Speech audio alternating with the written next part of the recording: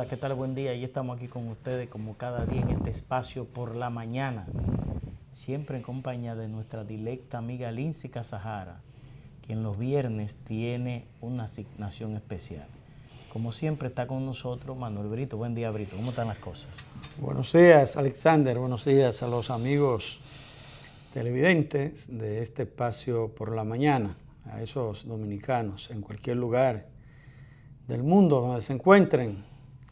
Bienvenidos sean a este contenido en el día de hoy, un día especial, un día Terminando la semana. bastante alborotado con respecto a Mira, la agenda que tiene el país. Antes de que tú lo digas eso, vamos a decirle a los televidentes que vamos a tener en la mañana de hoy a nuestro buen amigo, candidato presidencial, Manuel Crespo.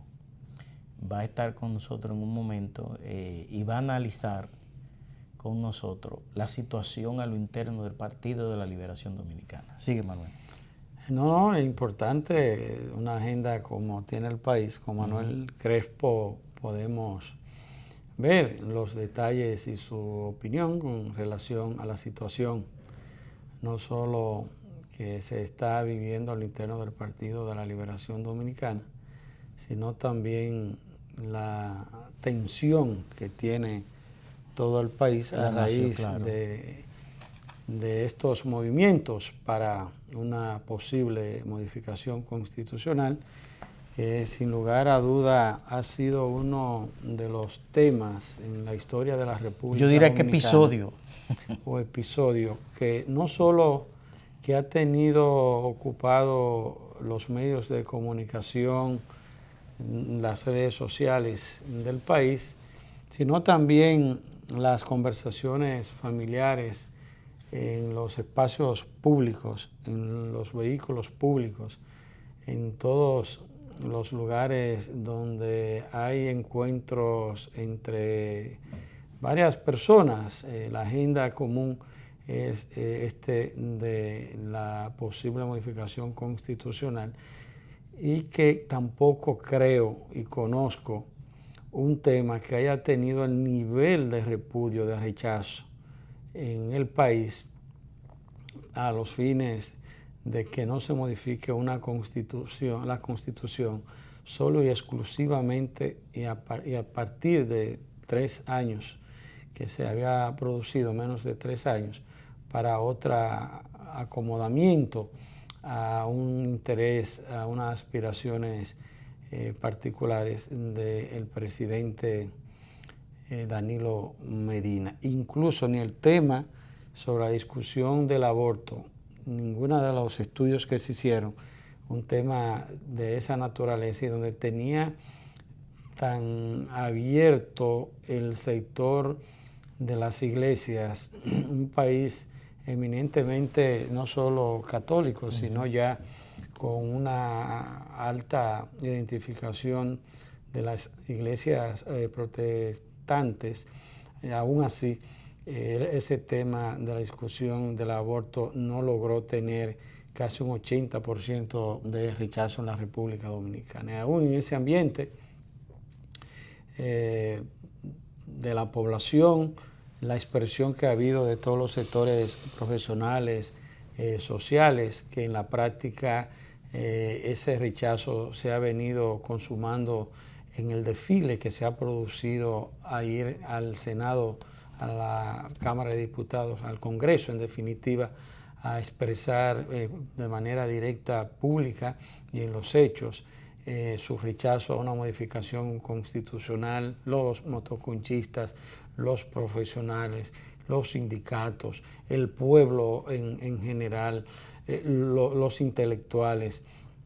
El país completo ha tenido la oportunidad de expresar su rechazo, y si tú a esto también le suma las organizaciones Juan 23, Finjus, Participación Ciudadana, el propio partido de gobierno de la Liberación Dominicana, dividido en esa decisión, la oposición completa, menos el PRD, solo apenas con un 4% si partimos de la referencia del proceso electoral pasado, y que en estos días las encuestas no le dan incluso ya ni un 4, están a favor de una posible modificación constitucional. En ese escenario y en el ambiente en que se vienen produciendo una serie de situaciones en el ambiente social, político, de la tensión, de la delincuencia, en los sectores externos al país que tienen un vínculo determinante económico y político, como es el caso de Estados Unidos, el Departamento de Estado, con una clara identificación de que no se debe producir una modificación constitucional, aunque los detalles no se expresen de manera directa así, porque es de entenderse, pero uno percibe, siente de que no hay ese interés de que por ahí se pueda materializar ese asunto por las consecuencias y las dificultades que pudiera crear eso en la República Dominicana, que de manera particular el país ha tenido en los últimos años, décadas, si pudiéramos decir, una tranquilidad social, paz política y democrática que impacta de manera directa por ser la economía más importante, la más grande del Caribe en toda la región. Y un elemento sumado de situación social y política en el país, ya con el caso en América Latina y cercano del caso de Venezuela, la explosión social que vive permanentemente Haití, y que se le sume que sería el producto de una situación forzada bajo métodos impurios de comprar legisladores, porque eso no hay que suponerlo, eso no hay que especularlo. Si partimos de que no hay los votos necesarios para una modificación constitucional así, y con la cultura y la tradición de que uno sabe cómo un tema de esta naturaleza se impone en el Congreso, es de pensarse de que el método para lograr cualquier situación de esa naturaleza, estamos en presencia de una actividad bastante activa de sobornos. Y el tema en Odebrecht a nivel internacional, de manera particular los expedientes en el país, es un asunto de soborno, y por tanto eso tiene consecuencias penales, no solo para quien es sobornado, sino también para quien materializa, activa el soborno para extorsionar, para desviar de manera democrática y como establecen las leyes, las decisiones del país. Mira, Brito, tú hablas de rechazo que concitó en la República Dominicana el intento del presidente Danilo Medina de aceptar un zarpazo a la institucionalidad de este país. El presidente Danilo Medina, en mi percepción, desde que se juramentó en el 2012, asumió el poder con un proyecto continuista de largo plazo, un proyecto personal de él. El presidente Danilo Medina entendió que él podía hacer algo así como lo que hizo Balaguer en el 66, que destruyó la Constitución del 63 y dejó la reelección abierta para él mantenerse en el poder hasta que él quisiera o pueda. Pero el presidente Danilo Medina, como no es un hombre de academia, como el presidente Danilo Medina es una especie de armador, el presidente no calculó que los tiempos han cambiado. El presidente Danilo Medina no calculó, y no podía calcularlo porque no tiene el nivel de formación para eso, que en estos tiempos, en política, usted no hace lo que le da la gana. Y que en la era digital en que estamos, usted no puede analizar los proceso desde el punto de vista análogo. El jueves de la semana pasada yo decía aquí, ahora yo entiendo a Franklin Almeida. Cuando Franklin Almeida le dijo en una reunión del comité político a un grupo de funcionarios que ellos tenían una convicción análoga de la sociedad dominicana.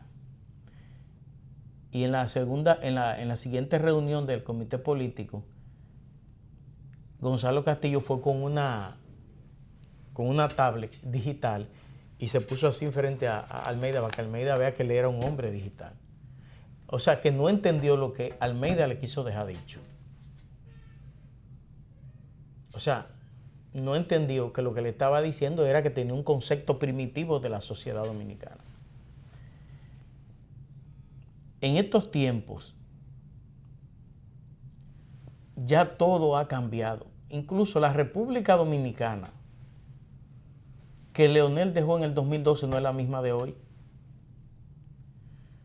No es la misma de hoy porque ya en estos 7 años, el poder está en las manos de la gente con las redes sociales. Pero además hay una preocupación profunda, fundamental en los países líderes de la democracia en el mundo, como es Estados Unidos principalmente. Hay una preocupación fundamental por la calidad de la democracia. Yo tenía 2 años y medio diciendo, Danilo no va a poder someter esa reforma, no la va a someter, no va a poder. Y yo ponía como ejemplo el caso de Álvaro Uribe, que salió del poder con 84% de aprobación. Y sus seguidores promovieron que él se quedara en el poder 4 años más. Estuvieron promoviendo eso. Pero Carlos Menem en Argentina fue lo mismo. Y yo decía, esa gente tuvieron que salir del poder porque las reformas para el continuismo son un daño directo y profundo a la democracia en América Latina. Y quien intente eso corre la suerte de Pinochet, de Fujimori, de Manuel Noriega y de otro más. Y yo decía, aquí en la República Dominicana, Danilo no va a poder someter esa reforma. Ahora, ¿por qué fracasó ese proyecto continuista de Danilo Medina? ¿Por qué fracasó? Porque usted no puede en la era digital analizar una sociedad desde el punto de vista análogo. Y yo insisto sobre eso. O sea, usted no puede analizar emprender un proyecto político de esa naturaleza, un proyecto político continuista de largo plazo, al margen del contexto internacional. Cuando Donald Trump asumió el poder, y ya Obama venía con esa línea, pero cuando Donald Trump llegó al poder, Donald Trump, en una reunión que hizo con los embajadores de Estados Unidos en toda la región, Donald Trump les dijo que el gran problema de Estados Unidos en América Latina era Venezuela, era Bolivia, era Nicaragua, que se habían roto todos los estándares de la democracia en la región. Y que eso se debía a que Bill Clinton y Obama habían permitido que esa gente reformaran la Constitución como le vino en gana para ellos desarrollar proyectos de poder de largo plazo. Y Donald Trump le instruyó a los embajadores de Estados Unidos que tenían que oponerse a la reforma de los gobernantes para seguir en el poder en toda América Latina. Pero no solo eso, sino que hace como 2 años, año y medio, Danilo Medina envió una comisión a Washington a tantear la posibilidad de que Danilo lanzara un proyecto continuista. O no que lo lanzara, sino que fortaleciera su proyecto, porque yo insisto que Danilo asumió el poder con un proyecto continuista de largo plazo. Y cuando ellos fueron a Washington a tantear eso, en Washington le dijeron que ellos no iban a, en el Departamento de Estado le dijeron que ellos no iban a respaldar reforma a la Constitución para perpetuar a los gobernantes en el poder en América Latina, salvo una situación que ese determinado país esté en una situación económica y política de excepción. Esa fue la respuesta que le dieron. Y después que esa comisión del gobierno vino, del Departamento de Estado invitaron a un grupo de partidos políticos de la oposición, a líderes importantes de la oposición de aquí. Y cuando esa gente fueron allá, incluyendo partidos que no son de los grandes, sino de esos partidos pequeños que están en la oposición. Y cuando ellos fueron allá, les dijeron, por aquí vino una comisión del gobierno de la República Dominicana a buscar, a gestionar la posibilidad de que el presidente Medina pueda quedarse en el poder 4 años más. Y nosotros le dijimos que eso nosotros no lo íbamos a respaldar en ningún país de América Latina, salvo que haya una situación de sección económica y política. Pero ¿qué pasa? Que el concepto, y eso yo lo pude palpar el 27 de febrero, cuando el presidente Danilo Medina se dirigió a la nación desde la Asamblea Nacional, que cuando venía el punto de donde el presidente dice, y yo quiero anunciarle al país que voy a hacer lo que tenga que hacer para seguirle sirviendo. Cuando venía ese punto, José Ramón Peralta se paró y con esta arrogancia miró a todo el público parado y empezó a aplaudir para que todo el mundo lo siguiera. Y lógicamente una parte se puso de pie y aplaudieron. O sea, había una actitud de arrogancia del poder. Esto me recuerda a mí unos cartones animados de Silvestre y Piolín, que Silvestre agarró a Piolín y se lo iba a comer y estaba hirviendo el agua para comérselo, y ahí mismo llega la dueña de la casa y Piolín coge y Silvestre pone a Piolín en sus espaldas, lo esconde hacia atrás de la espalda y le dice, ¿y dónde está Piolín? No, yo no sé dónde está. ¿Y dónde está? Y después lo saqué, yo aquí cantándole a Piolín, cantándole. Danilo Medina le dijo a Pompeo, no, yo no he tomado una decisión en ese sentido, pero hace nada más como 3 semanas Danilo le dijo a un grupo de campesinos, Dios duró 7 días para hacer el mundo, yo necesito más tiempo para terminar mi gobierno. Y lo propio que dijo ante la Asamblea Nacional. Pero la semana pasada, en una reunión con su entorno más íntimo, ahí en la marginal de la Sarasota, Danilo le dijo, yo voy a imponer la reforma por encima de quien sea. O sea, aquí había una intención de romper todos los cánones, todos los parámetros de la democracia. Aquí se le iba a aceptar un golpe mortal a la democracia. Aquí hubo la intención, y no sé si se puede decir todavía hubo o hay, la intención de imponer un gobierno autoritario de largo plazo. Una cosa desafortunada, y propia de un equipo sin visión política.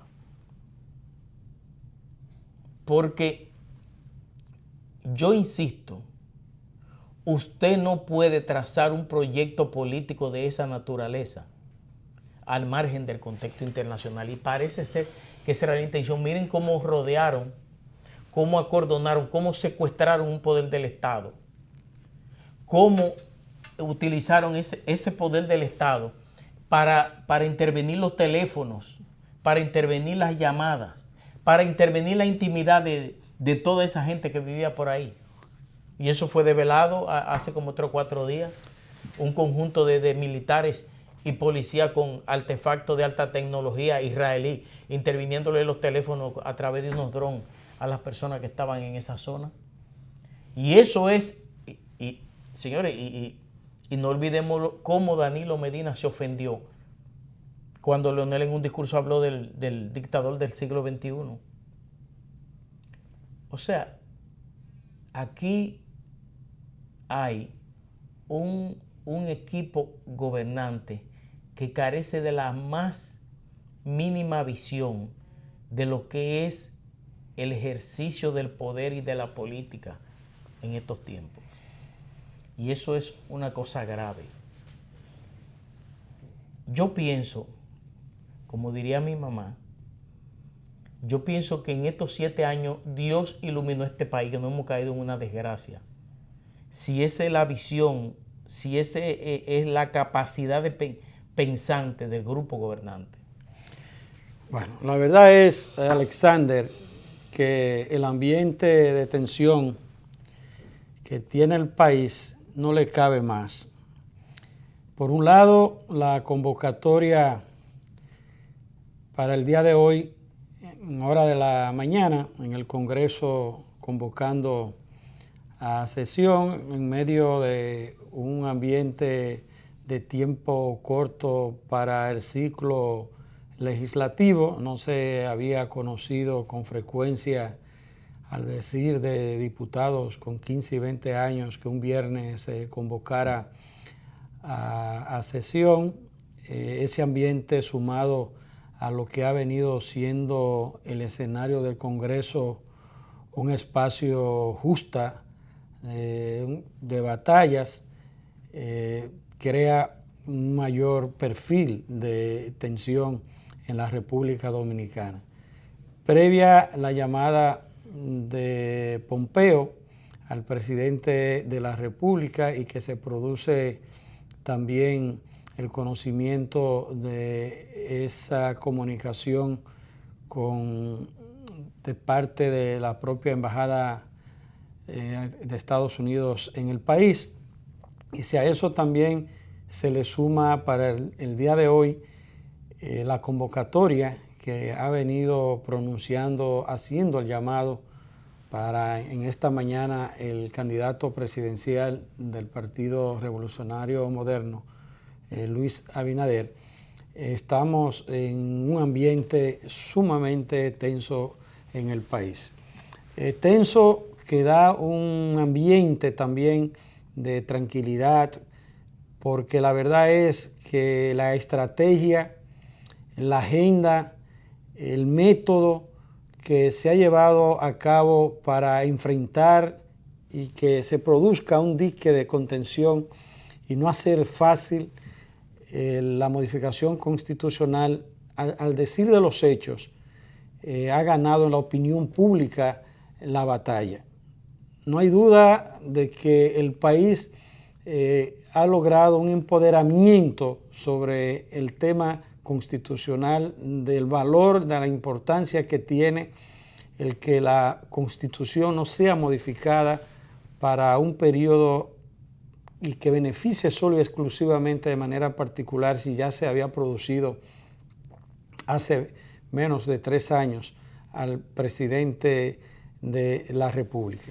Y lo dicen los sondeos, que más de un 70% rechaza una modificación constitucional y un 65%, un 65% dice que no votaría por el presidente Danilo Medina si es producto su candidatura de esa modificación constitucional. De verdad que el hecho mismo de esta lucha, de esta agenda, de este discurso, de llevar la antorcha, el presidente doctor Leonel Fernández Reina, presidente del Partido de la Liberación Dominicana, no es un decir, no es una expresión de un deseo de simpatía, sino en el marco de la verdad.